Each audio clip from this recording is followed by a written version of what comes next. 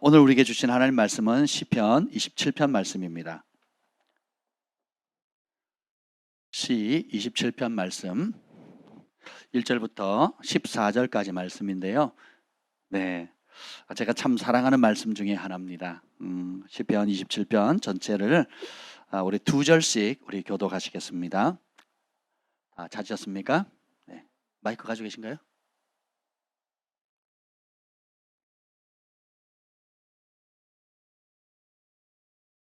마이크를 주시면 좋겠네요. 네.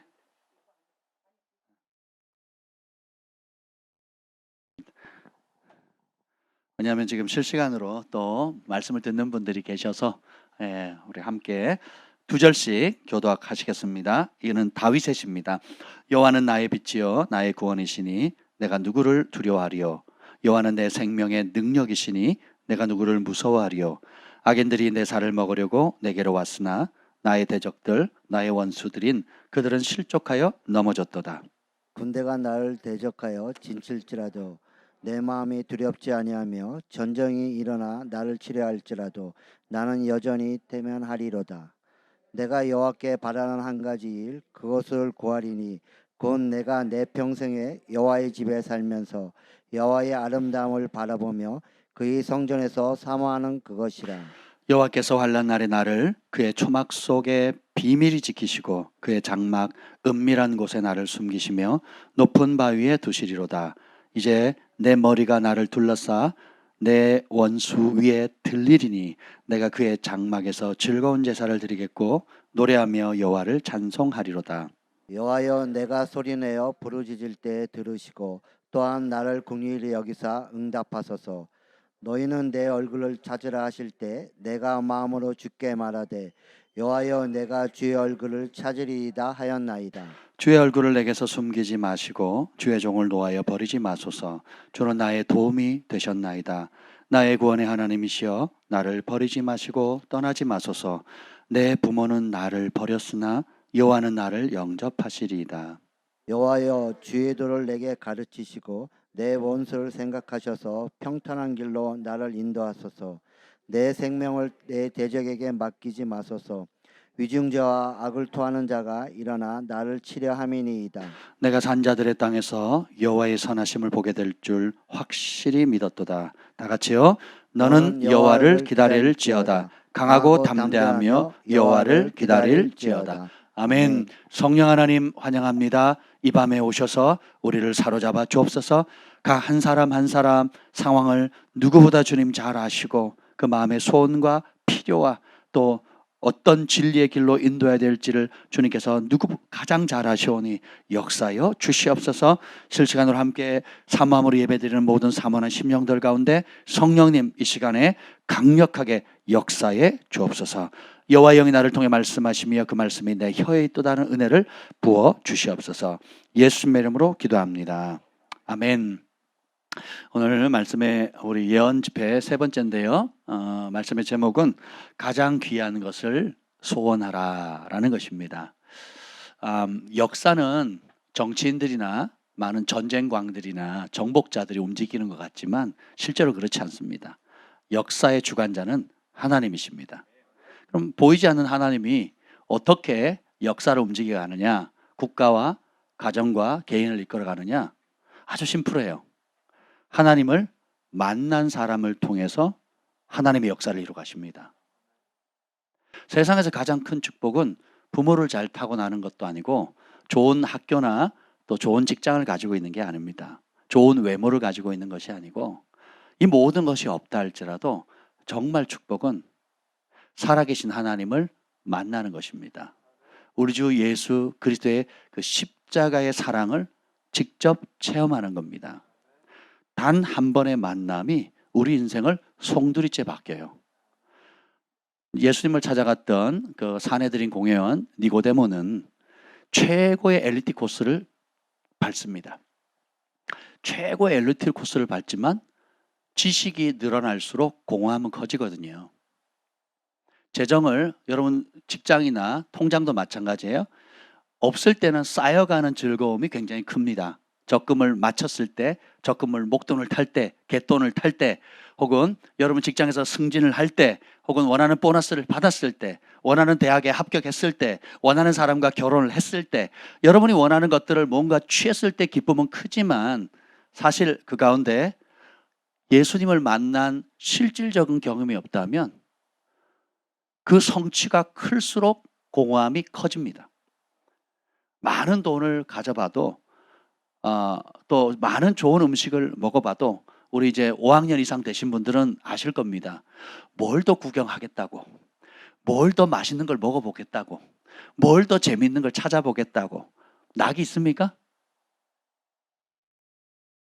아직 더 방황을 해보셔야 되겠습니까? 아직도 BMW 그 오토바이가 생각이 나십니까?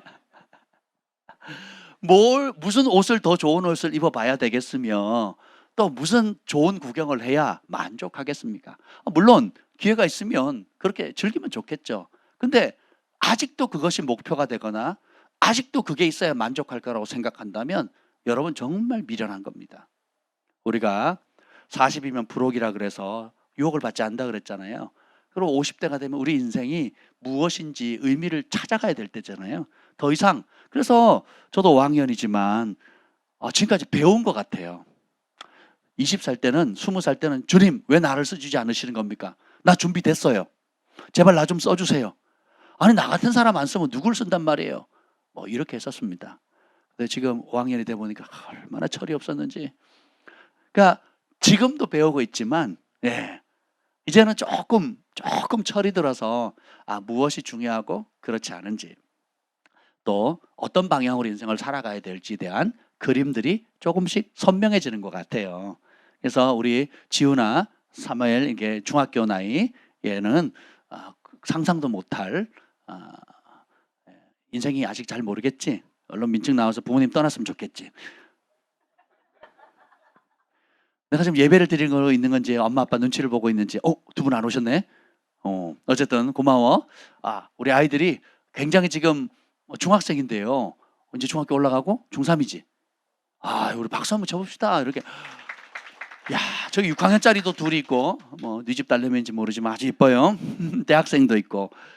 정말 여러분, 예수님이 아니면 어떻게 요즘 세대에 이렇게 함께 모여 있을 수 있겠습니까? 그렇잖아요. 교회마다 지금 주일학교가 없어지고 그러는데. 그런데 이 아이들이 예수님을 만나면 삶이 바뀌거든요. 나이, 연령, 성별에 상관이 없이 하나님을 만나지 못하면 인생은 공허해요.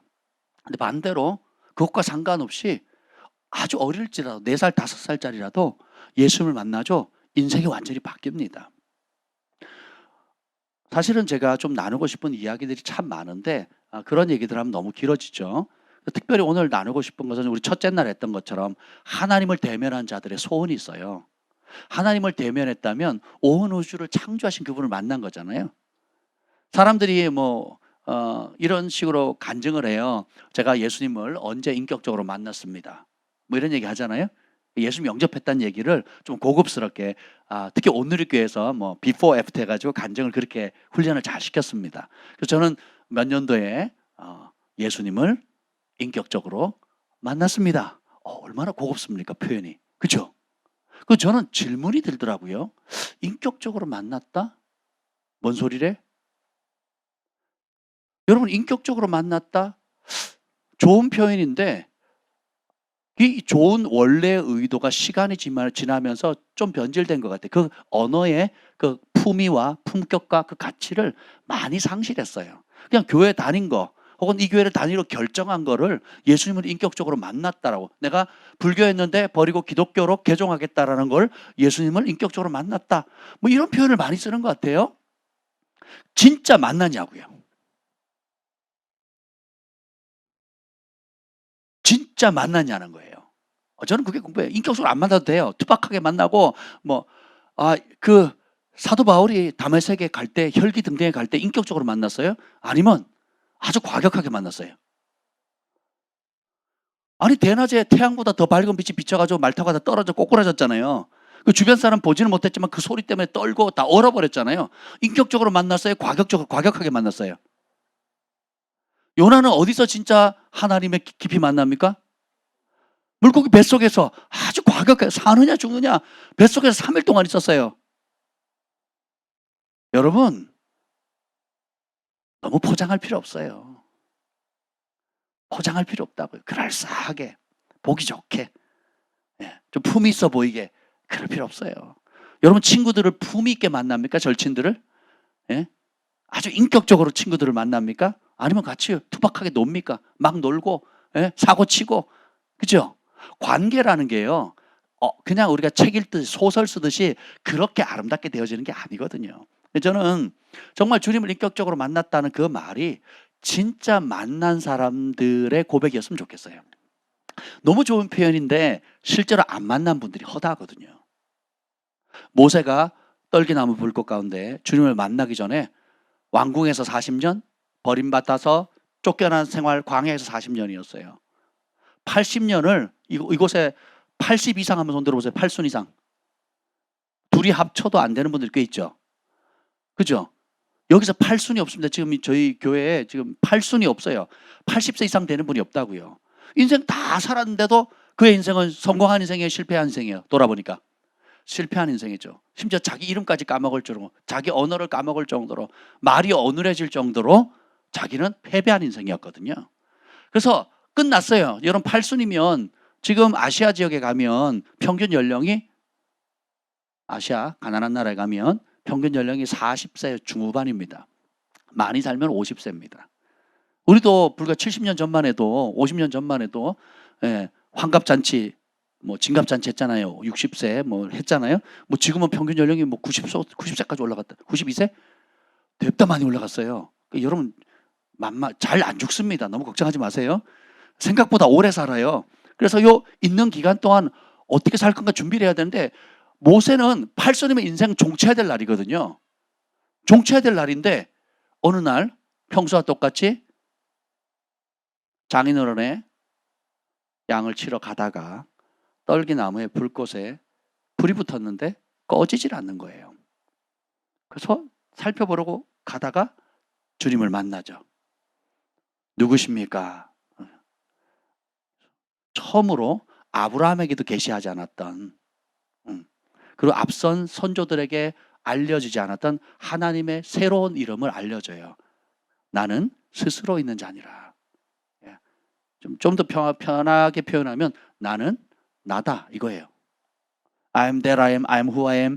나는 나다, 이런 얘기예요. 왜냐하면 비교할 대상이 없고 설명할 방법이 없어요. 그래서 하나님 너무 크신 분이기 때문에, 여러분, 우주의 크기를 설명할 수 있어요?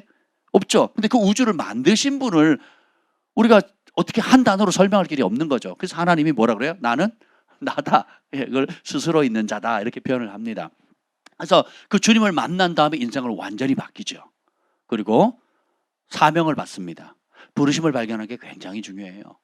부르심을 발견하지 못하면 30을 살든 50을 살든 80을 살든 100세를 살든 죽는 날까지 방황합니다. 왜 사는지, 무엇을 위해서 살아야 될지, 무엇이 가치가 있는지를 몰라요. 돈이 있어도 헛된 데 쓰고요. 시간이 남아 돌아도 지겨워 죽습니다. 그리고 온갖 좋은 재능과 탁월함이 있는데도요, 어디다 써야 될지를 모르는 거예요. 부르심을 모르면. 저희가 캐나다에 있을 때에 그 밴쿠버에 UBC 대학이 있습니다. 명문 대학이고 탁월한 아이들, 그 소위 각 학교에 탑하는 아이들만 들어갈 수 있는 그런 학교에 있었는데, 제가 그 학교를 다녔었습니다.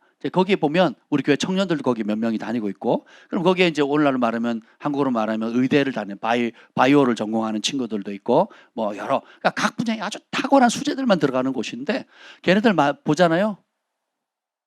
삶에 그렇게 공부 잘하고 또 가장 젊고 활기차고, 그리고 인생의 꿈을 꿔야 될 그 나이에도 불구하고요, 자살한 애들이 그렇게 많습니다. 혹은 그 똑똑한 애들이 이단에 빠져요. 그 이단에 빠진 놈 제가 전도해가지고 저희 부부가 변화시키느라고 아주 시간 많이 보냈거든요. 이단에 빠져요. 그런 수재들이. 왜 그러냐? 삶의 목적을 못 잡으니까 범죄나 중독이나 또 이단이나, 혹은 삶의 소망을 잃고, 똑똑하잖아요. 계산해 보니까 인생 허무하다는 거예요. 더 이상 의미 없다는 거예요. 계산해 보니까. 저희같이 평범한 사람은 계산을 못해요.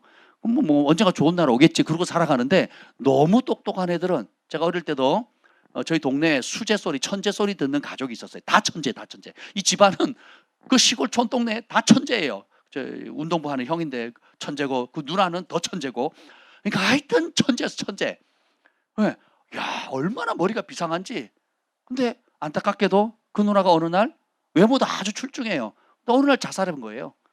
그냥 아버지나 어머니나 자신의 삶이나 주변의 삶을 계산해 보니까 살 소망이 없는 거예요. 죽는 겁니다. 그 아파트에 저희 밴쿠버에 그 보면 유명한 그 아파트가 있습니다. 아파트 앞에 공원이 있고 그러면 겨울에 비가 많이 오거든요. 그러니까 비가 부슬부슬 옵니다. 그냥 겨울은 그냥 부슬부슬 이렇게 그 아침에 눈 뜨면 거의 매일 부슬부슬 비가 옵니다. 그러니까 비가 많이 와요. 근데 그 아파트는 매년 사람이 뛰어내려서 죽는 거예요. 유명한 아파트, 저희 교회 근처에 있었던 아파트였는데 왜 그러냐? 그 아파트 되게 비싸거든요. 아무나 못 들어가요. 그런 곳인데 거기서 매년 뛰어내리거든요. 소문난 아파트예요. 소문난 아파트. 왜 그럴까요? 우리가 이 땅에 태어난 진짜 목적을 발견하지 못하면 살 소망을 잃어버리거든요. 그래서 절망에 빠지면 누군가 건져주지 않으면 그 사람은 거기서 헤어나지 못하는 겁니다. 죽음의 늪이거든요. 왜 예언이 중요하느냐? 예언은 성령의 감동을 받아서 전하는 말씀이거든요. 성경도 하나님의 성령께서 주신 말씀을 받아서 기록한 거예요. 그리고 이 기록된 말씀이 오늘 우리의 삶의 상황 가운데 하나님께서 섬세하게 개입해 주셔서 우리에게 주시는 성령의 음성들이 있거든요.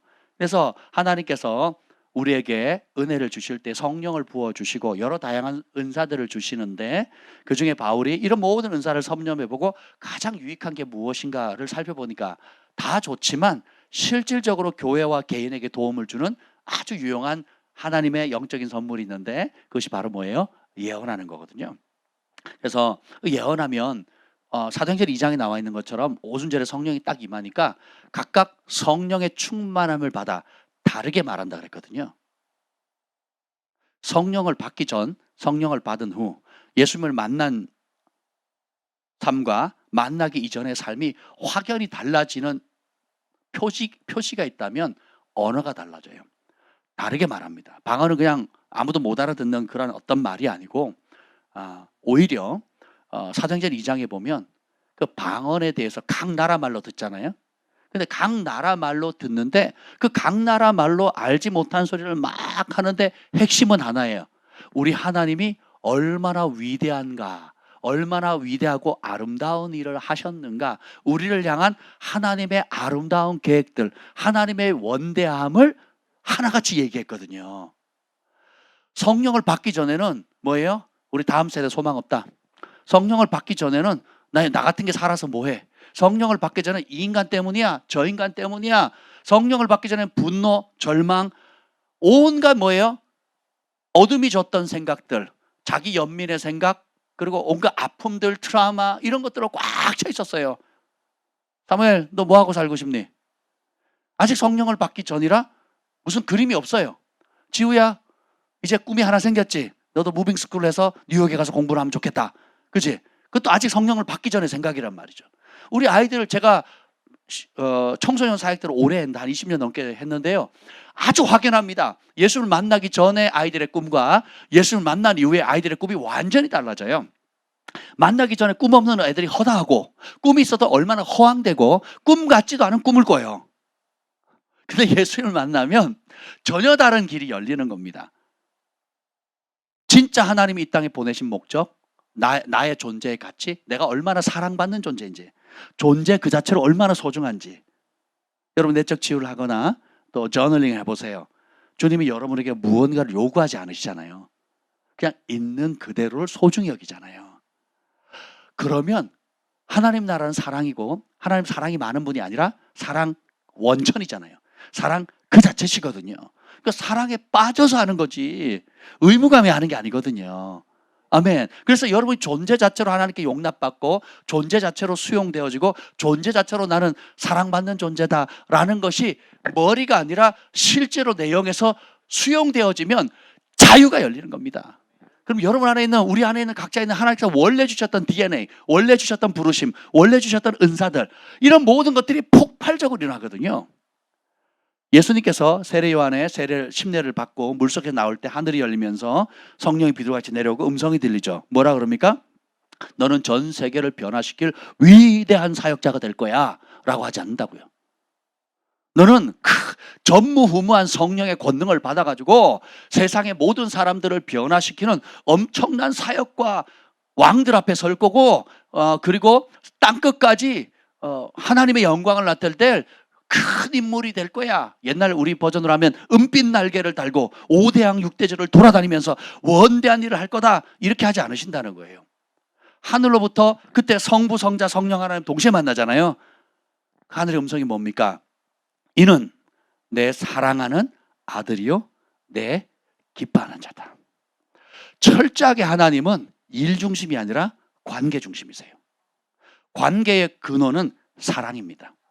사랑과 신뢰가 있으면 행복해지거든요. 제가 고등학교 때 기도하다가 우리 친구들하고 교회에서 이렇게 손을 잡고 기도하는데 그 음성을 들었어요. 이는 내 사랑하는 아들이요 내 기뻐하는 자라. 얼마나 좋았는지, 이게 뭔지도 모르고 그냥 좋았어요. 그때 그 복음서를 읽었기 때문에 이거는 예수님한테 하신 말씀인데, 예수님한테 하신 말씀인데 왜 나한테 얘기하지? 내가 예수인가? 뭐 별의별 생각이 들 때 이해가 안 되는 거죠. 그냥 내가 그 말씀이 좋으니까 그냥 떠올랐나 보다, 이렇게 생각하는데 그게 아니었어요. 오래전에 우리 김재현 목사님이 하나님께서 입신해서 천국으로 데려갔어요. 그 생명책을 보여줬거든요. 거기 이름이 적혀 있는데 첫 번째 우리 가족들이 이름이 있는가 없는가를 확인했어요.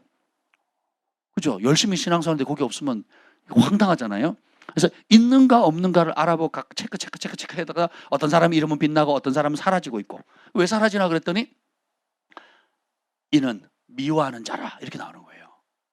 여러분 안에 미움이 있으면요 생명책 이름이 지워집니다. 미움을 작게 보시면 안 돼요.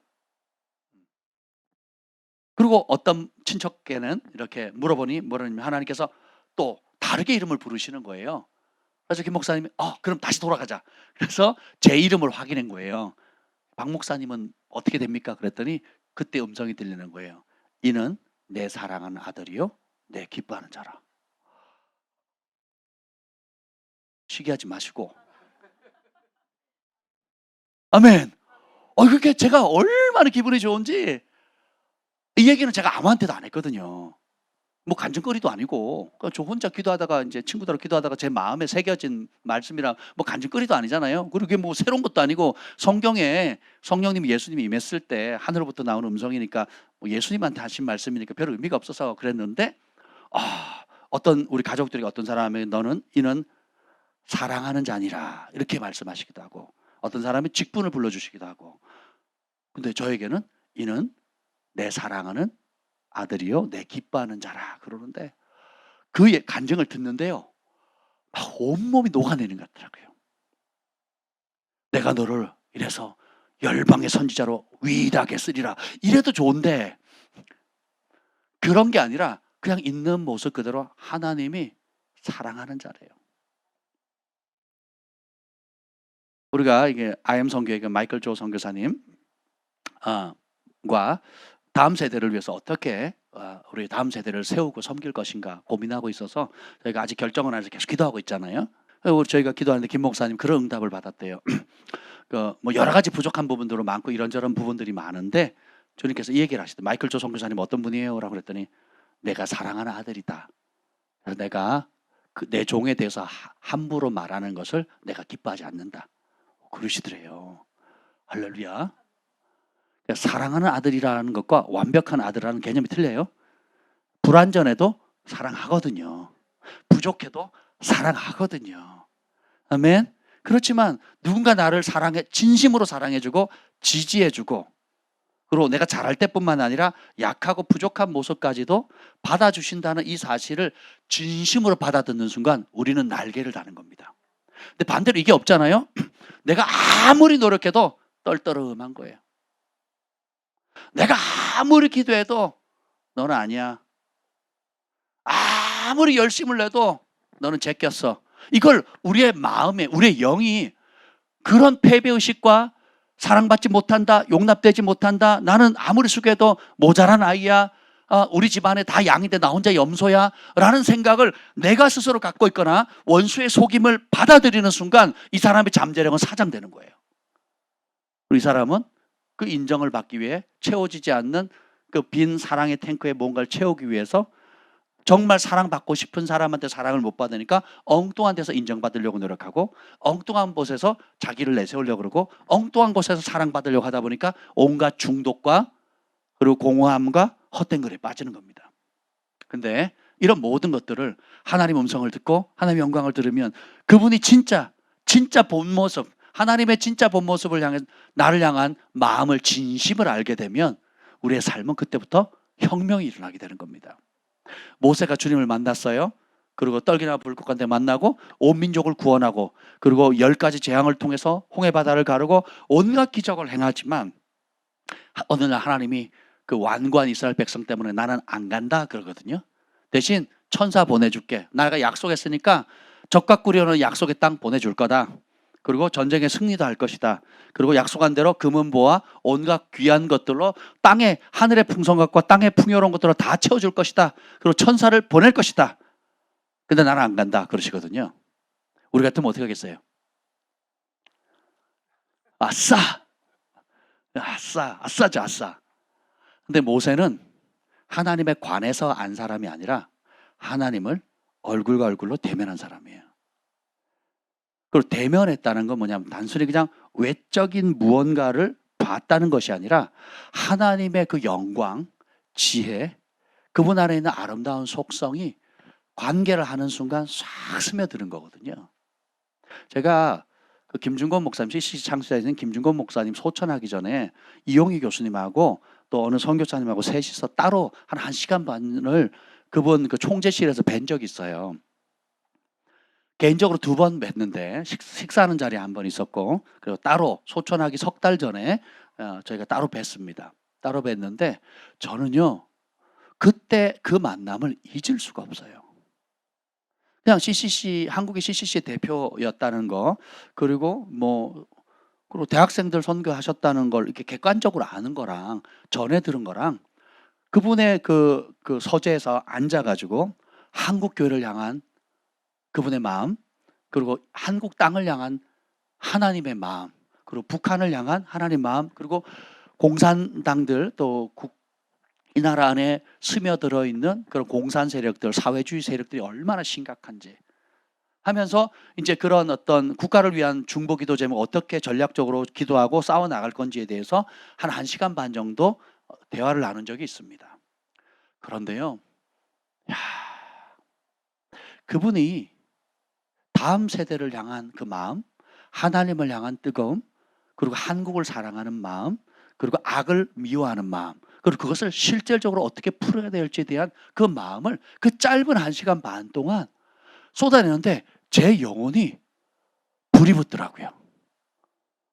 그분의 눈빛, 그분의 열정, 그리고 그분이 품고 있는 하나님이 정말 이 나라를 사랑하시는구나. 그분도 섬 사람이잖아요. 그죠? 저 서해안 어디죠? 이름도 어려워. 증도. 증산도 아니고 증도. 그 유명한 복음 전도자 있어요. 그분 전도 받아가지고 많은 위대한 분들이 일어났잖아요. 치유사역자도 일어나고 그런 분들이 일어났는데 짧은 시간이지만 그 영적인 파장은 이루 말할 수가 없거든요. 그래서 민족의 가슴마다 그리스도의 계절이 오게 하자. 아멘. 온 땅 이 복음 들고 온 땅 한 손엔 복음 들고 한 산은 주의 사랑을 들고 온 땅 구석구석 누비는 나라 되게 하옵소서. 노래만 지은 게 아니라 실제로 그렇게 사셨고 그 바톤을 넘겨주셨고 그 열정의 불도 넘겨주셨거든요. 근데 이 짧은 한 시간 반의 만남이었고 3달 뒤에 소천하셨는데 그 파장은 이루 말할 수가 없어요.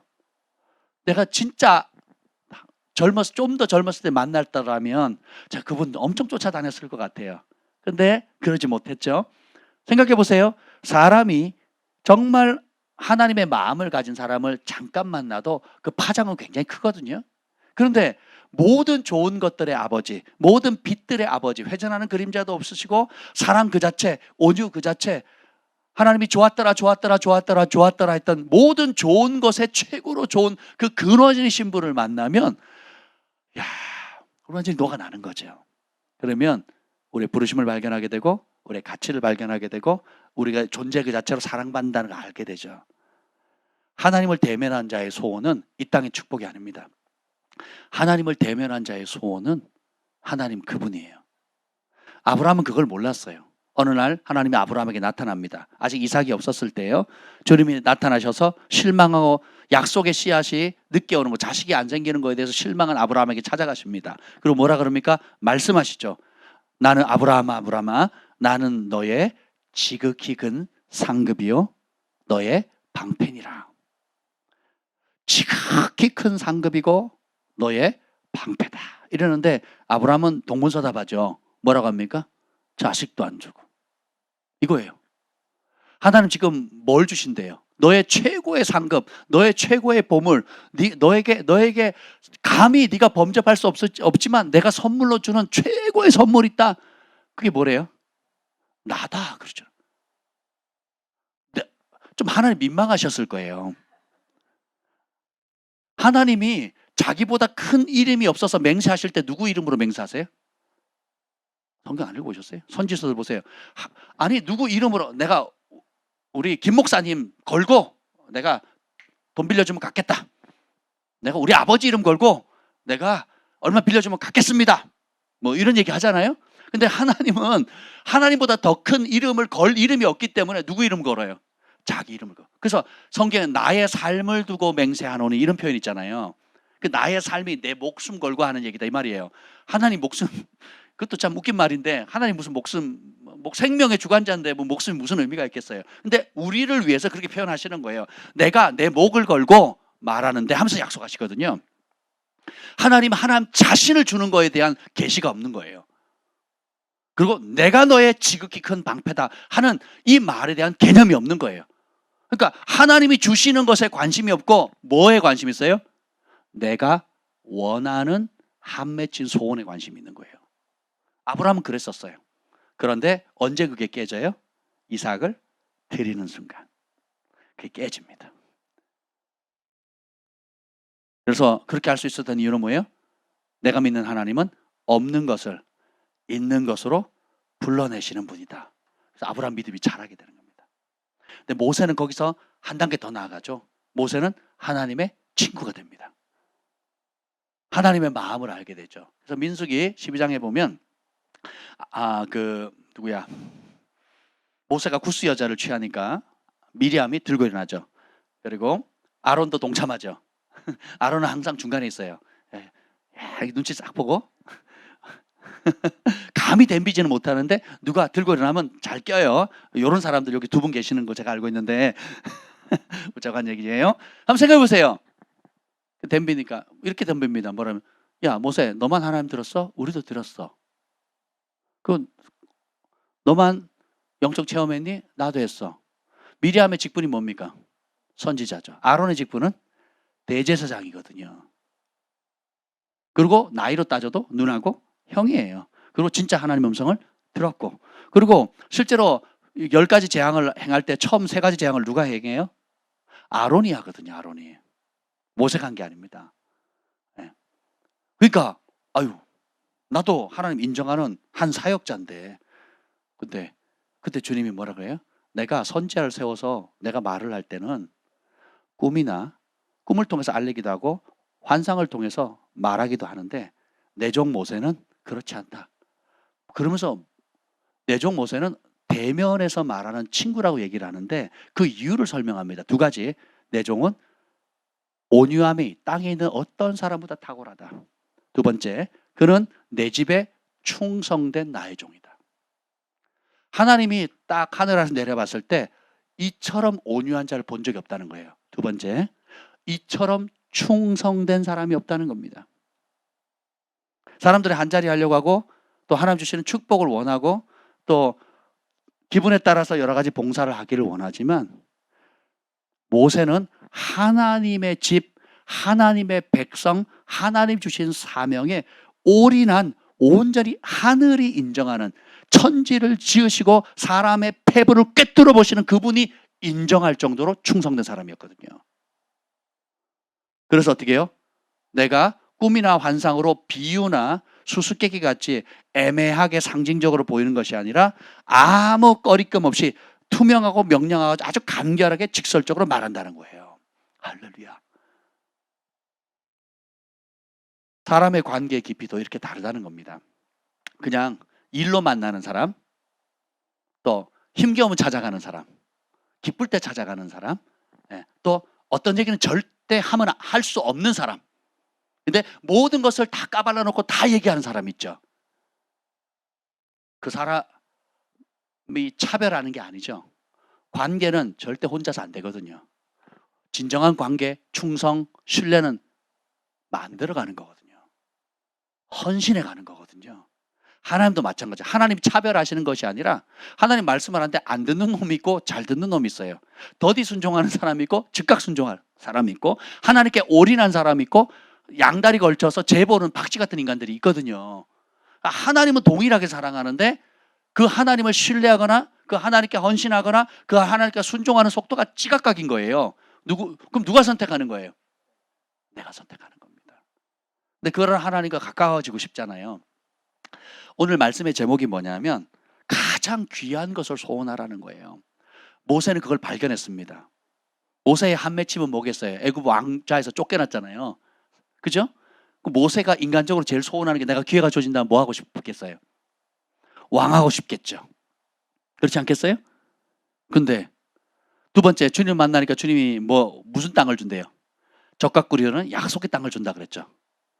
근데 보세요. 왕대는 바로의 공주의 딸이라 칭함받는 것을 거부한다 그러거든요.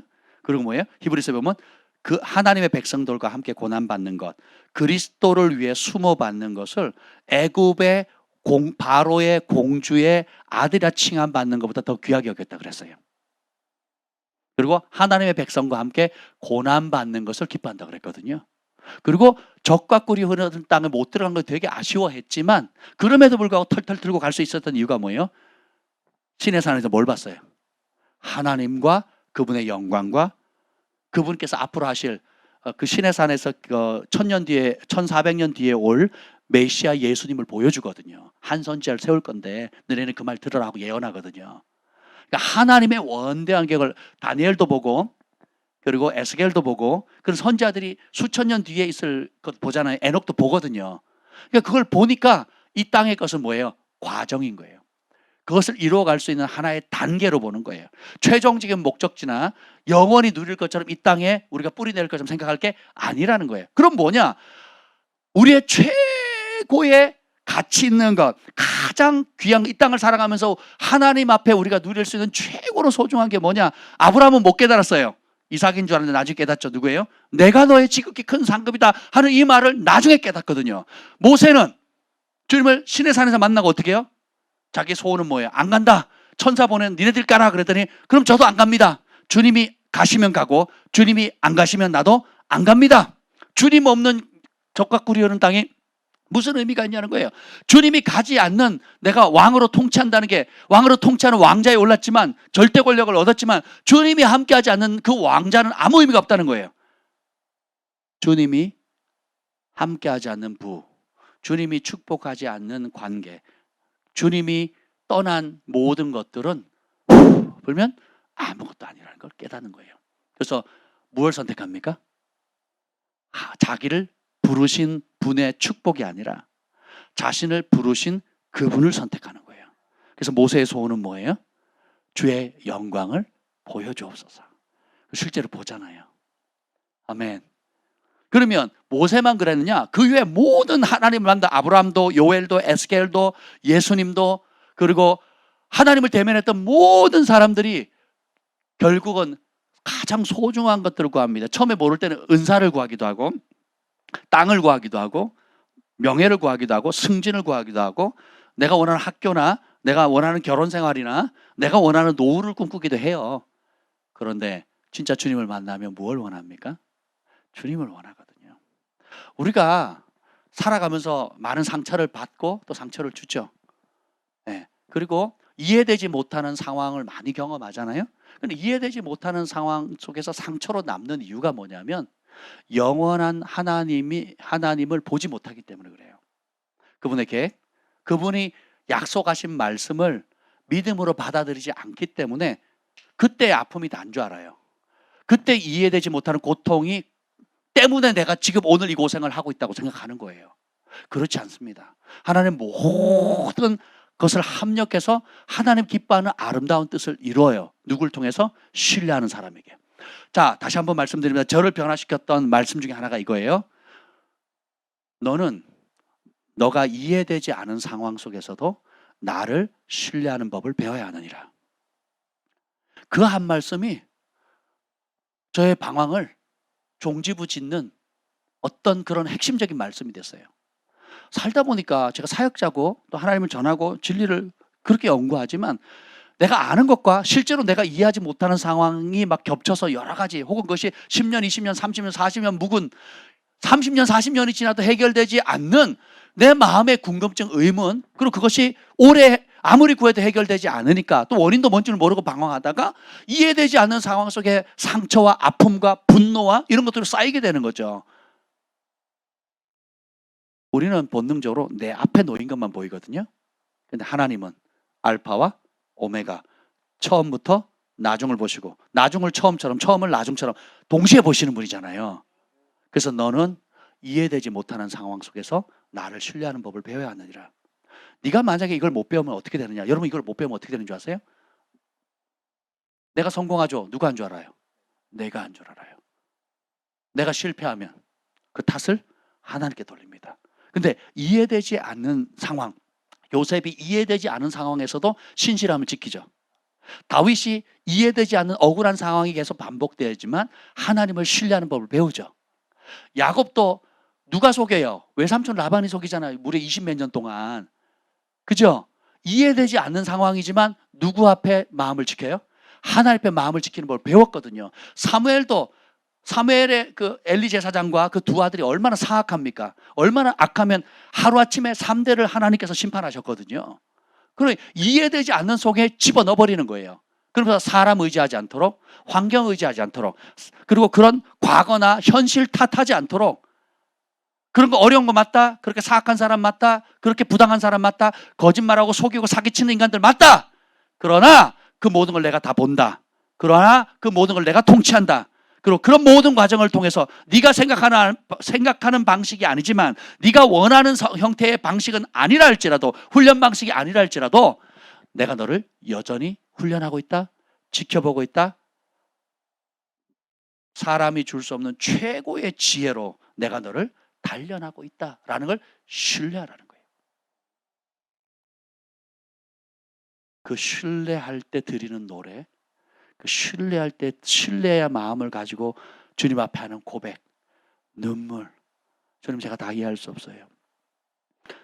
다 이해할 수 없지만 주님을 신뢰하기로 선택합니다. 내가 어느 날 뒤돌아봤을 때, 아, 그러셨군요. 그래서 그러셨군요. 우리 하나님의 지혜, 우리 하나님의 그 크신 사랑, 아, 감사합니다 하는 날이 온다는 거예요. 사람들이 저보고 믿음의 사람이란 얘기를 많이 해요. 그리고 밥존 선지자도 저를 보고 목사님의 열쇠는 초자연적인 사역을 할 건데 그 열쇠는 믿음입니다 그랬거든요. 저는 그 단어가 너무 싫어요. 왠지 아세요? 엄청 대가를 지불었거든요. 똑같이 교회 다니는데 누구는 안 가면 혼나요. 교회 가면요 휴대폰도 사주고, 교회 가면 용돈도 주고, 교회 간다는 것만으로도 온갖 혜택을 주는데 저는 교회 간다면 집에서 쫓겨나고요, 교회 간다는 이유 때문에 온갖 협박과 친척들로부터, 가족들로부터 막 진짜 학교 가면 학교 선생님한테 두들겨 맞고, 제가 뭘 잘못해서 맞는 게 아니에요. 그냥 교회 다닌다는 그 이유 때문에. 그럼 막 되게 많이 서글펐죠.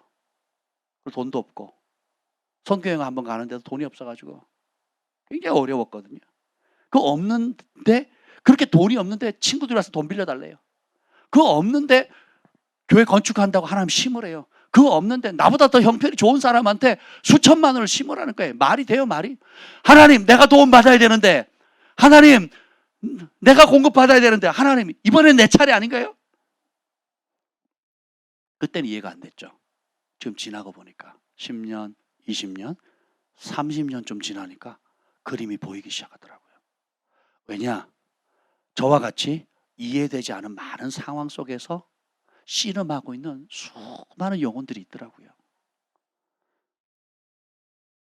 그런데 하나님은 우리가 원하는 좋은 모습만 합력해서 선을 이루는 것이 아니라 어쩌면 우리가 원치 않는 방법, 원치 않는 환경, 그리고 절대 이거는 못해요. 절대 이거는 안 돼요. 내 몸을 왜 이렇게 하셨어요? 왜 이런 사건이? 왜 내가 사랑하는 사람을 잃어야 되고? 왜 이런 일이 하는 그런 모든 것들을 결국은 아름답게 만들어서 한 방 날리시는 겁니다. 아직은 모자이크의 한 퍼즐을 이렇게 꽂듯이, 여러분 모자이크 처음에 제가 여러분 미술 시간에 모자이크 그림 그렸을 때 너무 웃기지 않았습니까? 아니 이걸 어떻게 그림이 된대? 근데 막 종이를 막 찢어가지고 색깔별 해가지고 띡띡띡 붙이잖아요. 그럼 이게 그림이라고 생각이 됩니까? 안 되죠. 여러분 저는 홍보 영화였나? 어떤 그 제가 미국에서 봤나 어디서 봤나 하여튼 영화를 봤는데요. 한 아이가 문제 아이가 생겼어요. 이 아이가 그림을 그리는데요. 일주일 동안 며칠 동안 검은색으로만 칠하니까 검은색으로. 큰 도화지를 줘도요. 그냥 검은색으로만 다 칠하는 거예요. 난리가 난 거예요. 선생님, 뭐 상담하시는 분들 전부 다 난리가. 보셨나요, 여러분? 막 검은색으로만 계속 칠하는 거예요. 큰 도화지를 주어도 큰 도화지 가지고 또 검은색으로 전부 다 검은색으로만 칠하는 거예요. 일주일 내내. 그러니까 아이들이 막 부모도 걱정하고 누구도 얘가 왜 이래? 여러분 검은색 좋아하시는 분? 나는 검은 그림 좋아한다. 나는 검은 사람이 좋다. 내 피부색이 검었으면 좋겠다. 한 놈이 내렸어. 이제 정신 차렸죠? 근데요, 마지막으로 이 아이가 그림을 다 그렸는데 뭘 그린 줄 아세요? 그걸 딱 그 큰 도화지들을 다 엮어 보니까 방 한 가득을 큰 방을 다 채울 수 있을 만큼 큰 그림이 됐는데 뭘 그렸냐? 고래를 그렸더라고요. 고래. 근데 우리 눈에는 뭐만 보여요? 오늘도 까매, 오전에도 까매, 오후에도 까매, 내일도 까매. 계속 검정칠만 하는 거죠. 우리 인생이 내 인생이 그럴 때가 있다는 거예요. 왜 하나님 나한테 이렇게 약한 몸을 주셨습니까? 왜 나에게 이런 어려운 관계를 주셨습니까? 왜 이렇게 가난하게 하셨어요? 왜 이렇게 내가 실패하게 하셨습니까? 왜 이렇게 힘들었게 했습니까? 근데 보세요. 그런 이해되지 않는 상황 속에서 함께 하시는 하나님이 가장 좋은 걸 계획하고 계시다는 그 하나님의 전능하심을 신뢰하는 겁니다. 그리고 그런 과정을 통해서 너가 그렇게 꿈꾸고 그게 있었으면 행복할 거라고 생각했던 것, 그 사람만 있었더라면, 그때 합격만 했었더라면, 그때 그 사건만 없었더라면, 그때 그 어려움만 없었더라면 했던 그것이 사실은 너의 행복을 줄 수 있는 것이 아니라는 걸 깨닫게 해주시는 거예요. 우리 이삭만 있었더라면, 아브라함은 25년 동안 순종해서 왔지만 그놈의 이삭 때문에 이스마엘도 생기고 그놈의 이삭 때문에 막 굉장히 어렵잖아요. 아브라함은 평생 소원이 뭐였어요? 아브라함과 사라의 평생 소원이 뭐예요? 이삭이었잖아요. 이삭. 그 이삭만 얻을 수 있다면 했는데 정작 하나님은 그걸 딜레이시켜 25년을 연장시켰던 이유가 뭐예요? 너의 행복은 이삭이 아니다. 내가 너의 행복의 근원이다. 우리 하나님의 지혜는 이루 말할 수가 없어요. 모세가 그걸 발견했습니다. 그래서 어떻게 해요? 하나님 얼굴을 구하죠. 다윗이 주님을 만났어요. 다윗의 소원이 뭡니까? 다윗은 평생 쫓기는 삶, 두려움, 죽는 날까지 그 정치 파벌 싸움 때문에 자식들 사이에 자식이 반란을 계속 자기를 죽이려고 하고, 하여튼 늙어서도 추워가지고 이불을 덮어도 따뜻하지 않고, 또 왕위 계승 때문에 막 솔로몬하고 막 솔로몬하고 누구야? 하여튼 막 대부다 싸우잖아요. 파란만장한 삶을 살았습니다. 근데 다윗이 여러분 잘 알다시피 4절 읽어보겠습니다. 27장 4절 시작. 내가 여호와께 바라는 한 가지 일 그것을 구하리니 곧 내가 내 평생에 여호와의 집에 살면서 여호와의 아름다움을 바라보며 그의 성전에서 사모하는 그것이라. 아멘. 하나님께서 솔로몬에게 나타나신 것처럼 네가 나한테 최고의 소원, 네가 가장 소중히 여기는 소원 한 가지만 얘기해라. 내가 들어줄게. 라고 하신다면 솔로몬은 지혜를 얻었죠. 다윗은 무엇을 구합니까? 내가 하나님께 딱 한 가지 구하라고 한다면 아브라함은 이삭을 구했고요. 바리새인과 서기관은 로마 정부로부터 나라가 해방되는 걸 원했거든요. 여러분이 지금 하나님께서 오늘 이 밤에 딱 한 가지 네가 가장 소중히 여기는 거, 가장 가치 있게 여기는 거, 이거 없으면 못 살고 이거 없으면 죽어도 여한이 없다 하는 그 한 가지를 구하라고 물으신다면 무엇을 구하시겠습니까? 내가 여호와께 바라는 한 가지 일, 그것을 어떻게 한다고요? 구하리라. 왜요? 구하면 들으시거든요. 내가 내 평생에 한때가 아니에요. 한때 불 붙을 때가 아니고 한때 어려웠을 때가 아니라 한때 절박했을 때가 아니라 내 평생에 하나님의 집에 사는 거예요. 하나님 집에 누가 계시니까? 근데 그 하나님이 아름다운 분이시라는 거예요. 그 하나님의 집에서 하나님의 아름다우심, 선하심, 자비하심, 공의로우심, 그분의 지혜. 솔로몬이 지혜만 있어도 세계 각국의 사절단이 와서 방문해서 보려고 했잖아요. 근데 하나님은 그 모든 걸 가지고 계시잖아요. 그분의 아름다움을 바라보며 그의 성전에서 주님을 사모하는 그것이다. 무엇을 원합니까? 하나님의 얼굴을 구하는 거죠. 8절. 왜냐하면 어느 날 그 다윗이 예배하다가 찬양하다가 주님의 소원을 들어요. 주님께서 구하라는 걸 듣습니다. 8절 시작. 너희는 내 얼굴을 찾으라 하실 때 내가 마음으로 주께 말하되 여호여 내가 주의 얼굴을 찾으리이다 하였나이다. 아멘. 자, 너희는 내 얼굴을 찾으라 하실 때에 누가 하신 말이에요? 하나님이 하신 말이에요. 하나님이 기도 제목을 툭 던져줬어요. 뭘 구하래요? 너의 이삭을 내려놔라. 그리고 뭘 구하래요? 그 이삭을 주시는 하나님을 구하라는 거예요. 그래서 우리는 그 기도를 해야 됩니다. 지혜와 계시형을 하나님 주사 하나님을 알게 하옵소서. 하나님의 진정한 가치를 알게 하라는 거거든요. 여러분이 각 분야의 전문 분야가 있을 겁니다. 교육 분야도 있고요, 가정 영역도 있고, 상담 분야도 있겠고, 영적인 분야도 있을 거고, 사업 분야도 있을 거예요. 기획 디자인이잖아요. 기획 디자인을 몇 년을 하면 마스터할 수 있을까요? 지금 몇 년 하셨죠? 20년 하니까 다 마스터가 됩니까? 끝도 없이 새롭잖아요. 기획 디자인 한 분야만 해도. 그렇죠? 제가 신학을 공부하다가 깨달은 게 있어요. 제가 한국에서 대학원을 2군데 하고 그리고 캐나다에서 대학원을 2군데 했습니다. 졸업했냐고 묻지 마세요. 그건 예의가 아니니까. 돈이 없어서 다 못했어요. 근데 보세요. 박사과정, 모든 과정을 또 기타 여러 신학교나 과정을 하면 엄청 많이 했습니다. 제가 그 신약학, 성서신학을 전공했고, 영성신학을 전공했고, 또 기타 여러 가지 것들을 했습니다. 근데 내린 결론이 뭔지 아세요? 그러면 그런 공부를 수십 년 했으면, 야, 나름 전문성이 있다라고 생각할 거 아니겠어요? 제가 책이 많아요. 여기도 책, 저기도 책, 다 책입니다. 그냥. 그리고 버린 책도 많고요. 김 목사님하고 유일하게 부딪히는 게 책입니다. 책.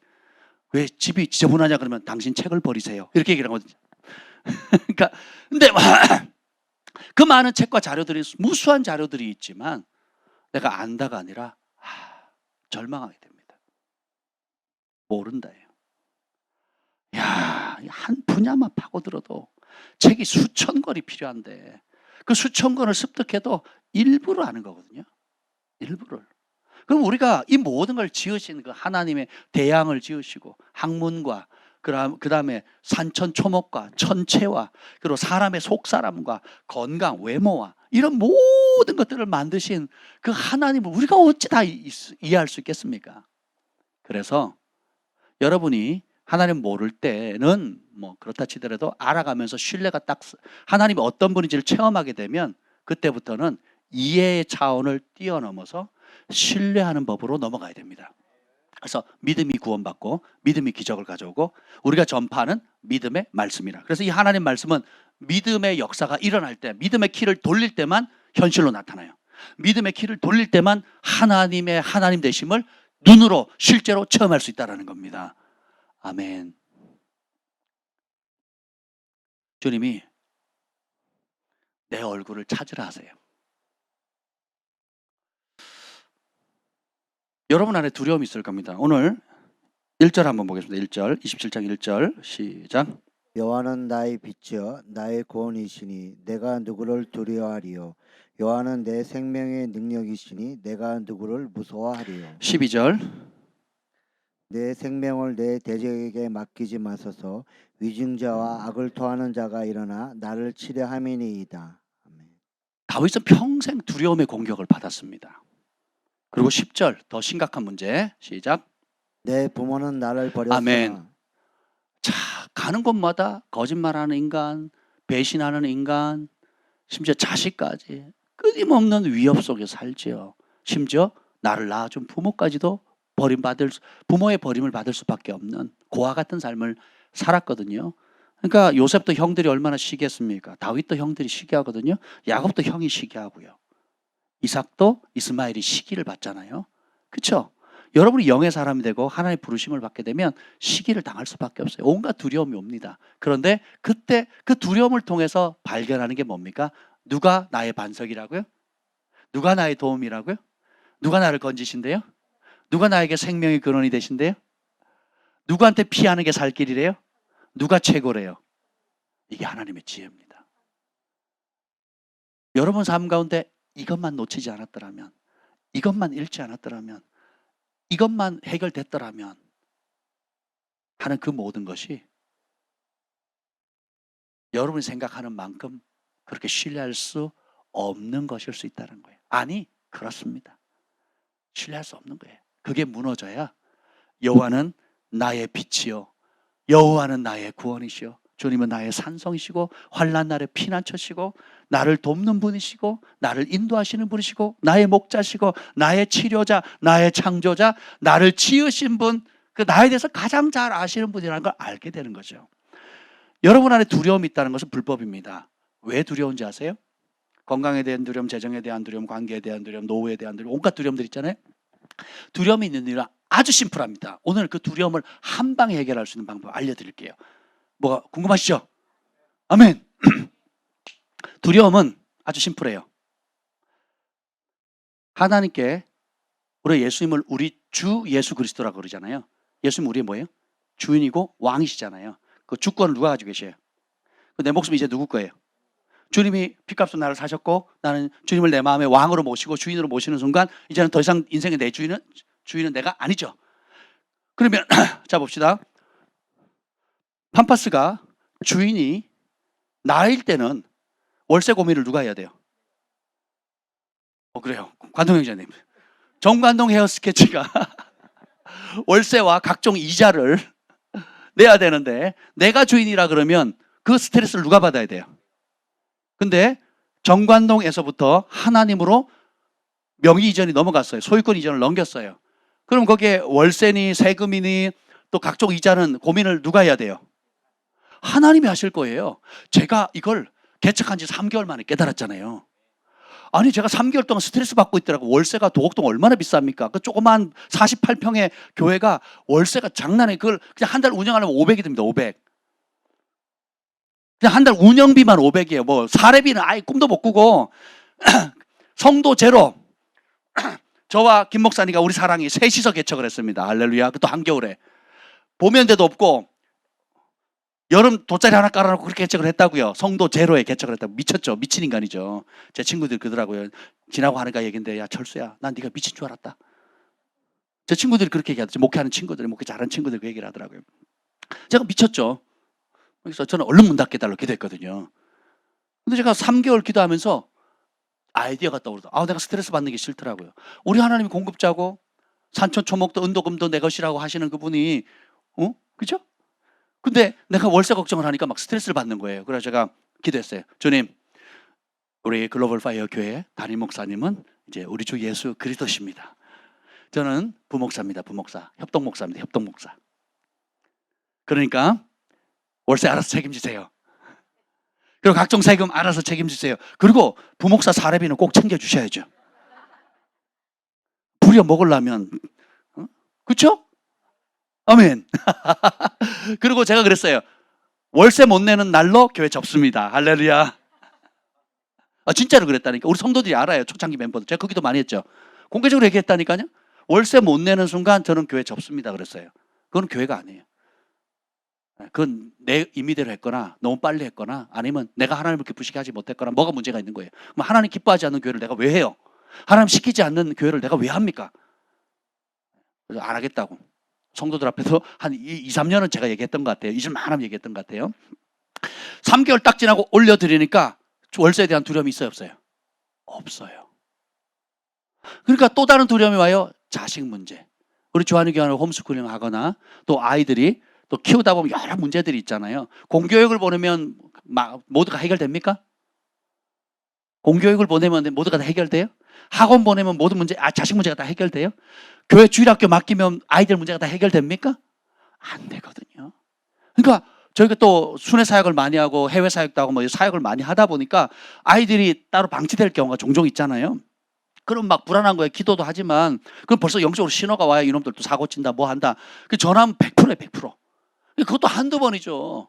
막 주님 막 그 아이들이 무슨 사고를 치는지 막 실제적으로 김 목사님한테 환상으로 칼라로 그냥 그날 하루 일과를 그냥 쫙 읊으니까 막 애들이 기겁하고 막 그것도 한두 번이죠. 그런다고 또 계속 고쳐집니까? 현실은 다른데. 근데 그 문제, 그 자녀에 대한 걱정은 사역에 대한 걱정보다 더 크거든요.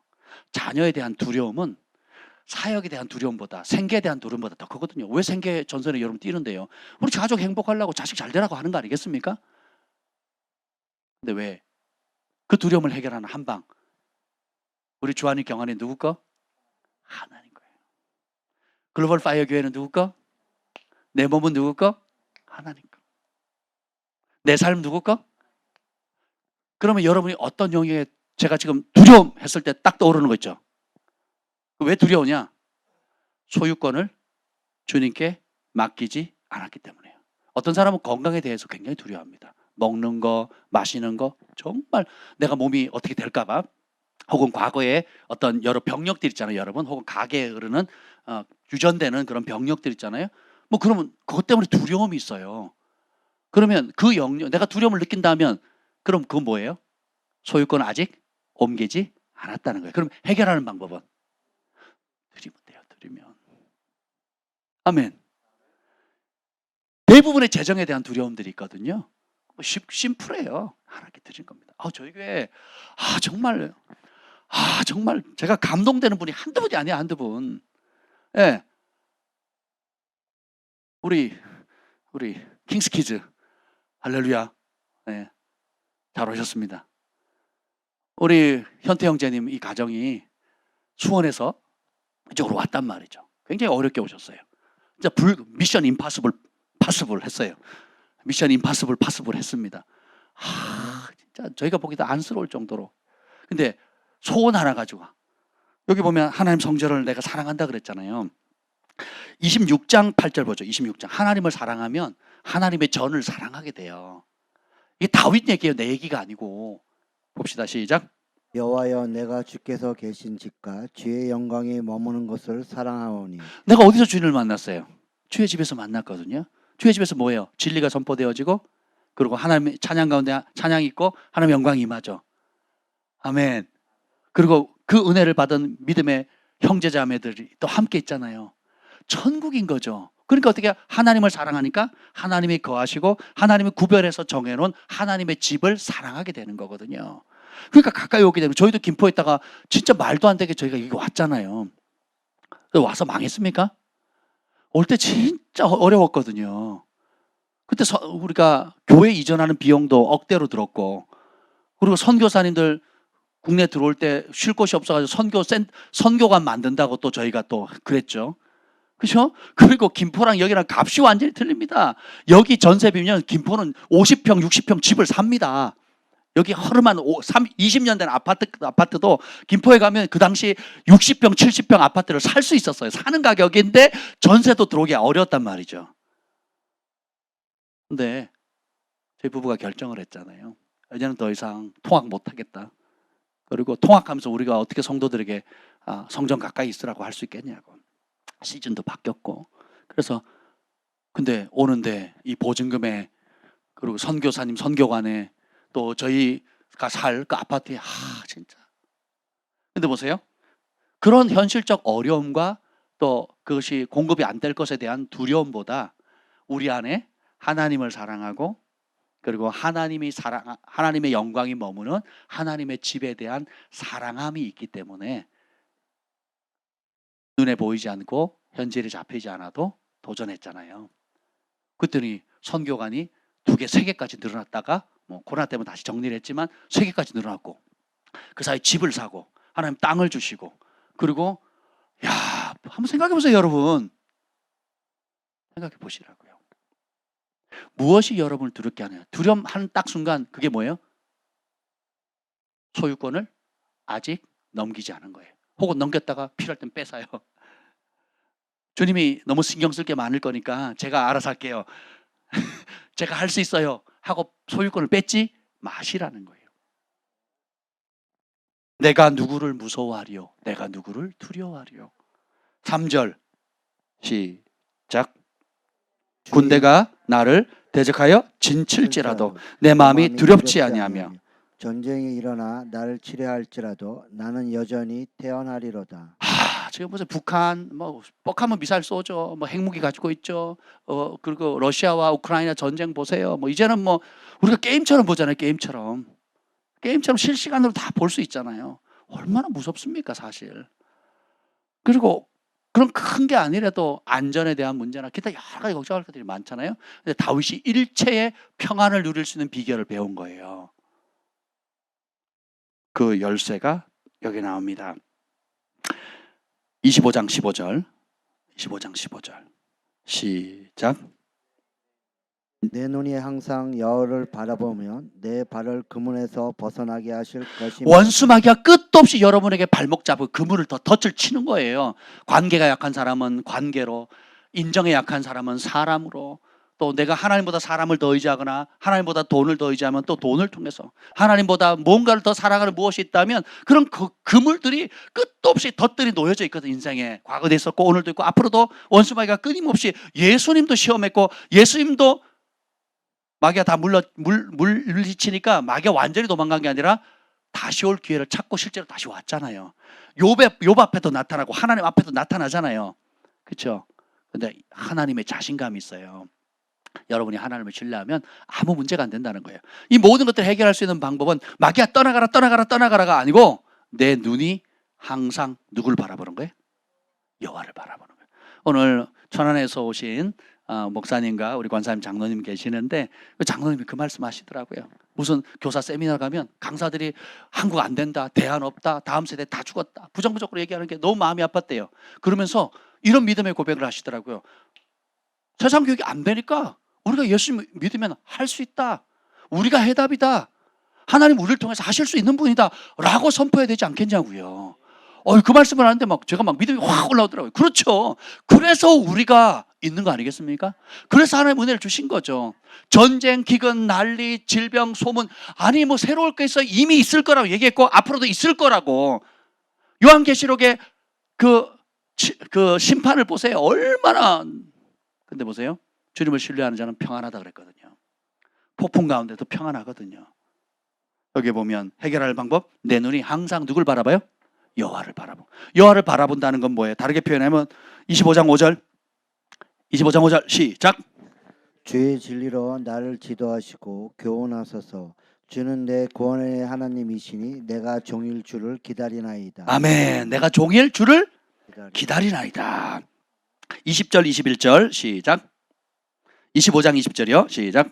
내 영혼을 지켜 나를 구원하소서. 내가 주께 피하오니 수치를 당하지 문제가 빵 터지면 모세는 주님 앞에 달려갑니다. 문제가 빵 터지면 엘리야는 주님 앞에 달려갑니다. 문제가 빵 터지면 다윗은 주님 앞에 찾아갑니다. 심히 궁급해도 어떤 상황에도 이 믿음의 영웅들은 주님 앞에 달려가요. 주님께로 피하는 거예요. 근데 불평하는 이스라엘 백성들은 주님을 등집니다. 주님을 비난합니다. 비평합니다. 탓합니다. 원망합니다. 주님께 분노합니다. 주께서 100가지 중에 99가지를 주신 은총을 생각하지 않고 한 가지 이해되지 않는 그 영역 때문에 내가 분노할 권리가 있다고 말합니다. 한 가지 이해되지 않는 그것 때문에 내가 하나님을 대적할 권리가 있다고 얘기하는 거죠. 그런데 앞서 하나님을 경외한 분은, 하나님을 대면한 사람은 하나님이 어떤 분인지 알아요. 감히 그분 앞에 설 수 있는 것만으로도 나를, 부족한 나를 충성되이 여겨서 이러한 은혜, 이러한 직분, 이러한 부르심, 이러한 피값으로 나를 사셨다는 그 자체만 해도 평생 갚을 길이 없는데, 진정한 믿음은 문제가 빠바방 터질 때 어떻게 해야 돼요? 딱 드러납니다. 주님 앞에 바짝 나오는 거예요. 킹스키즈가 아이들 가르치는 학원인데요. 영어 학원인데요. 하루아침에 이제 쫓겨나게 생겼어요. 쫓겨나게 생겼는데 어떻게 하는 줄 아세요? 목사님 어떻게 해요? 김 목사님 그럽니다. 아무 그림이 안 보여요. 아무 그림이 안 보여요. 왜요? 기도를 안 하셨잖아요. 쌓아놓은 기도가 없어요. 그럼 어떻게 해야 되는데요? 지금부터 기도하면 됩니다. 그랬더니 어떻게 해요? 새벽이고 오전이고 오후고 저녁이고 길바닥에 지금 쫓겨날 상황이 된 거예요. 새벽이고 오전이고 오후고 저녁이고 막 냅다 기도를 하는데, 제가 새벽에 몇 번 와서 화들짝 놀랐잖아요. 웬 이상한 긴 머리를 하신 분이 근데 막 제가, 그러니까 어린아이와 같이 순종하는 거죠. 근데 보세요. 지하에서 지상 3층으로, 지난번 평수보다 3배, 4배 이상 넓은 곳으로, 그리고 이제는 거처가 하나가 아닌, 전에는 학원과 숙소가 하나였는데 이제는 분리했잖아요. 아멘. 그리고 아이들도 지금 몇 배로 불었죠. 그리고 보세요. 첫 것은 주님의 것이라 그러는데 이분들이 형편이 정말 어려운 형편인데 어떻게 해요? 아이들이 새로 등록하면 그 아이들의 첫 한 달 그 학원비, 그걸 첫 것을 하나 이렇게 드린 거예요. 몇 년을. 진짜 인간적으로 말리고 싶을 정도로. 근데 보세요. 어린아이 같이 단순하게 순종하잖아요. 그 아이들이 입소문이 나잖아요. 그 제가 학원 한다고 생각하지 마시고 아이들의 영적 엄마다 아빠다 생각하시라고. 학원이 문 닫더라도 그 아이의 한 영혼을 살린다, 섬긴다는 마음으로 하시라고. 하나님 복을 주실 거라고. 보세요. 그래서 제가 지금 막 몇 배로 불었죠. 맨 땅에서. 여러분 그냥 옆에서 봐도 하나님이 축복하신다는 게 안 보이십니까? 그 축복 얻고 싶으죠? 축복만 얻으려고 하는 인간은 나쁜 인간이에요. 근데 그럼 그 축복을 진짜 원한다면, 진짜 원하시죠? 그럼 어떻게 해요? 앞서 본을 보이신 분들이 그들의 삶을 본받으면 되는 거예요. 어떻게 기도했는지, 어려운 가운데 어떻게 심었는지. 그렇게 할 수 있었던 이유가 뭐예요? 팜파스는 예수님의 것이고, 정관동 헤어시켜도 예수님 거고, 우리 킹스키즈도 예수님 거래요. 그러니까 내가 뭐 염려할 필요도 없고 걱정할 필요도 없어요. 그래서 두려워하는 영역은 안 맡긴 영역이에요. 근데 어떤 상황에도 평강이 있다. 그럼 여러분 승리하는 겁니다. 오늘 주님을 여러분들이 정말 그 가치를 알게 되는 은혜가 있기를 축복합니다. 그래서 어떻게 한다고? 주께 피하는 거예요. 쪼르륵. 그래서 아주 심플한 방법이에요. 여러분, 문제가 안 터져도 주님 앞에 쪼르륵 나와야 되지만 문제가 터지면 더 빨리 납작 엎드리는 거예요. 납작. 우리 김 목사님한테 배우세요. 어떤 문제든지 무릎으로 풀어갑니다. 여러분은 한 번씩 찾아오지만 우리는 수십 명, 수백 명이 찾아오는 겁니다. 여러분은 한 번, 두 번 상담하는 거지만 우리는 수십 번, 수백 번 상담을 해줘야 되는 거예요. 여러분이 받는 스트레스가 크겠어요? 저희가 받는 스트레스가 크겠어요? 둘 다 스트레스가 없죠? 다 맡겼으니까. 안 웃는 사람은 머리가 나쁜 건지 아니면 이해를 못 하시는 건지. 예. 웃으셨어요? 아멘. 주님께 피해버리는 거예요. 거기서 다윗이 27편 5절에 이렇게 얘기합니다. 27편 다윗이 어디서 쉼을 얻었는지 시작. 여호와께서 환난 날에 나를 그의 초막 속에 비밀히 지키시고 하나님의 초막, 하나님의 장막 속에 싹 숨어버리는 거예요. 하나님 숨겨주신대요. 원수가 못 봐요. 그 안에 공급 있고, 그 안에 치유가 있고, 그 안에 회복이 있고, 그 안에 지혜가 있고, 그 안에 이 모든 어려운 문제를 돌파할 수 있는 모든 것들이 있다라는 거예요. 그래서 오늘 이 밤에 여러분 오지 않으셨습니까? 그분의 장막에 숨으려고, 그 안에서 힘을 얻으시려고, 그 안에서 치유되고 회복되시려고, 공급 받으시려고. 계속 읽어보시죠. 그의 장막 은밀한 곳에 나를 숨기시며 높은 바위 위에 두시리로다. 그의 장막은 주님의 임재가 있는 그 자리에 우리를 숨기시고, 높은 바위, 성경의 바위는 어지간하면 예수님입니다. 나의 반석 대신 예수님이에요. 모세가 하나님의 형상을 볼 때 시내산 꼭대기 갔을 때도 하나님 손으로 가리시잖아요. 그리고 반석 뒤에 숨기시잖아요. 그 반석은 누구예요? 예수님이시거든요. 높은 바위. 그러니까 우리가 견고히 서고 흔들리지 않을 수 있는 방법은 예수님의 말씀 위에 서는 겁니다. 다른 길이 없어요. 25장 21절 다시 보겠습니다. 25장 21절 시작. 내가 주를 바라오니 성실과 정직으로 나를 보호하소서. 하나님 보호를 받고 싶죠. 한결같이 성실하고 진실한 보호를 받고 싶죠. 그럼 심플하게 뭐 하면 돼요? 내가 주님을 바라보는 거예요. 우리는 항상 문제를 크게 바라보잖아요. 그놈의 인간 때문에, 그 상껏 때문에 하나님 왜 그러셨어요? 하는 그런 이해되지 않는 그런 상황 속에. 근데 그에 대한 해법을 다윗이 알려줘요. 그냥 심플하게 내 눈이 항상 주님을 바라보는 거예요. 저희가 상담을 하다 보면 의외로 해답이 똑같을 때가 많아요. 아, 사업이 안 돼요. 뭐가 어때요? 뭐 힘들어요. 애들이, 자식이, 뭐가 막. 근데 저희가 의도하지 않았는데 성령은 똑같이 답을 줍니다. 뭐라는지요? 우리 형제님, 자매님의 시선이 물질로 갔습니다. 그래서 무릎을 꿇는 것을 소홀히 하셨습니다. 마음이 거기에 뺏겼네요. 그 사람에게, 그 일에, 그 계약건에, 혹은 그럼 어떻게 하면 되는데요? 다시 내 눈을 주님을 바라보는 거예요. 오늘 다윗이 내가 온종일 주를 기다리나이다. 여러분, 기다림이 능력입니다. 기다림이 믿음의 표현이거든요. 여러분 생각해 보세요. 사업하시는 분이 교회에 와가지고 대낮에 벌건 대낮에 밤도 아니고 벌건 대낮에 나와서 5시간 7시간 앉고 엉덩이 붙이고 앉아가지고 방언 기도를 한다고 생각해 보세요. 그럼 누가 그 사람을 사업가라고 생각하겠어요? 종교인이라고 생각하지. 광신자로 생각하지 않겠어요? 근데 저에게 그런 분 여럿 있거든요. 그리고 제가 그 창조프림백 간혹 얘기하잖아요. 그분은 토요일 날 7시간 10시간을 예배하고 기도하고 하세요. 팀을 꾸려가지고. 그걸 수십 년 했어요. 수십 년. 그리고 꿀꿀하면 청계산에 가가지고 밤늦게 가서 기도하고요. 자기 이게 그 이사 대표실이죠. 그 안쪽에 조그마한 방을 마련해가지고 중요한 결정이 있으면 그 안에 들어갑니다. 그 밖에서 결제를 기다려요. 참모들이 기다리는데 안 나가고 뚝 끓여도 조금만 기다리라고. 아직 응답이 없다고.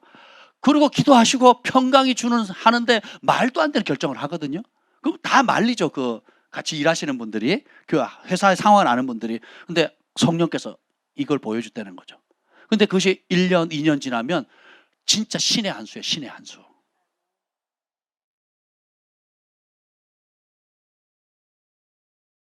의외로 답은 쉽습니다.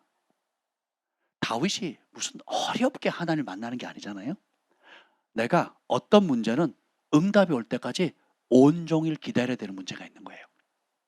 어떤 문제는 밤을 새야 되는 문제가 있고, 어떤 문제는 금식해야 되는 문제가 있고, 어떤 문제는 내가 이해되지는 않지만 그 상한 마음을 내려놓고 하나님을 신뢰하기로 그냥 선택하는 거예요. 그리고 내가 붙잡고 있는 그 두려움들, 그리고 그런 어떤 건강, 재정, 이런 모든 자식들, 이런 문제를 그냥 주님 앞에 소유권을 넘기는 거예요. 여러분의 노후, 남은 생, 이 땅 태어나기 시작한 분 누구예요? 하나님. 지금까지 생명을 지켜주신 분, 앞으로도 이끄실 분도, 걷어가시는 분도 하나님. 우리 교회 성도들은 다 압니다. 여러분 인생의 최고의 기적이 뭐예요? 우리 권사님 지금 목숨이 붙어 있는 거예요. 우리 장로님 지금 목숨이 붙어 있는 겁니다. 얼마나 죽을 일이 많았고, 얼마나 위협이 많았습니까? 생존 자체가 기적이거든요. 생존 자체가 하나님이 붙으셨다는 산간증이거든요. 생존 자체가 하나님이 살아계시다는 능력의 표징이거든요. 이 박철수라는 인간이 안 죽고 지금 이 자리에 서 있는 것 자체가 기적입니다. 기적. 여러분 저의 좋은 모습만 보잖아요. 저를 아는 분 다 알아요. 제가 지금 이 자리에 있는 것 자체가 기적입니다. 저만 그럽니까? 여러분 한 사람 한 사람 다 기적이에요. 하나님 그렇게 강하신 분이에요. 그래서 다윗이 이렇게 마무리 짓습니다. 14절 27장 14절 27장 14절 시작. 너는 여호와를 기다릴지어다 강하고 담대하며 여호와를 너는 여호와를 기다릴지어다 강하고 담대하며 여호와를 기다릴지어다. 아니 어떻게 기다리는 사람이 강하고 담대하게 기다립니까? 조용히 기다리든지 안절부절하면서 기다리는 거지. 여러분이 강하고 담대하게 기다립니까? 사람을? 늦게 오면 어떻게 돼요? 짜증나잖아요. 그리고 몇 분 있다가 안 오면 이 인간이 약속을 깼네요 가버리죠. 근데 우리 하나님은 확실하거든요. 약속을 지키시거든요. 그리고 응답하시거든요. 그러니까 어떻게 해요? 기다림이 적극적인 기다림이에요. 응답하시는 분을 기다리는 거예요. 만나기만 하면 해결되는 분인 거예요. 응답이 오면 그대로 기적의 역사가 일어나는 거예요. 그래서 다윗이 내린 결정은 네 부모도 버렸고 원수가 둘러친치고 온갖 들이 꼬이고 이해할 수 없는 상황에 많은 아픔이 있다 할지라도 나는 여호와를 기다릴 것이다. 온종일 주를 걸을 것이다. 내 눈이 항상 주님을 바라볼 것이다. 주님께로 피할 것이다. 주님을 바라볼 것이다. 강하고 담대하게 주님만 바라리라. 오늘 이 밤을 그런 전환점으로 삼읍시다. 다윗이 문제가 빠방 터질 때마다 무릎을 꿇습니다. 모세가 백성들이 원망불평하면서 대적하고 심지어 죽음의 위협을 처할 때도 그들을 섭한 말 하지 않습니다. 그냥 하나님 앞에 엎드려 아론과 함께 엎드립니다. 엘리야도 엎드릴 때 불이 내리고 비가 내립니다. 그들의 아름다운 믿음의 본을 우리가 본받읍시다. 이 밤에 여러분 불 꺼주시고 기도하실 때에 두 가지를 놓고 기도했으면 좋겠어요. 첫 번째, 내 안에 떠오르는 주께로부터 나오지 않은 두려움, 이거는 소유권의 문제입니다. 주님 앞에 올려드립시다. 여러분 건강이 두렵습니까? 내 몸 주님의 것입니다. 주님께 올려드리세요. 자녀들에 대한 걱정이 있습니까? 노후에 대한 걱정이 있습니까? 재정에 대한 어려움이 있습니까? 사람에 대한 두려움이 있습니까? 주님께 올려드리세요.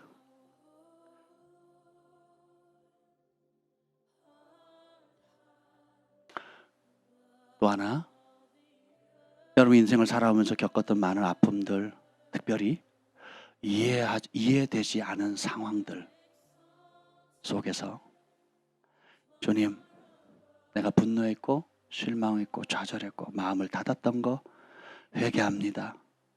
이해되지 않는 상황 속에서도 오늘 이 밤에 하나님을 신뢰하기로 선택합니다. 그리고 마지막으로 우리가 기도할 때는 주님, 내가 간구하는 많은 기도 제목들이 있지만 오늘 주님께서 이 밤에 네가 가장 소중히 여기는 것 한 가지를 내게 구하라. 내가 응답하리라. 라는 약속을 주신다면 여러분 무엇을 구하시겠습니까? 아브라함처럼 이삭을 구하시겠습니까?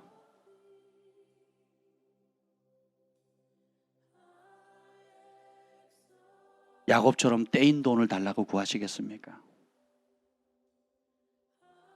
자기를 죽이려고 오는 형의 위협에서 살려달라고 구하겠습니까? 무엇이 여러분의 삶에 가장 소중한 소원입니까? 너희는 내 얼굴을 찾으라 하실 때에 내가 내 마음으로 주께 말하되 여호와여 내가 주의 얼굴을 찾으리이다. 두 손을 높이 듭시다. 이 밤은 주의 얼굴을 찾는 밤입니다. 주님께 내 소유권을 넘기는 밤입니다. 이해되지 않는 여러 상황 속에서도 내가 주님을 신뢰하기로 결정합니다. 주의 이름을 부르짖며 기도합니다.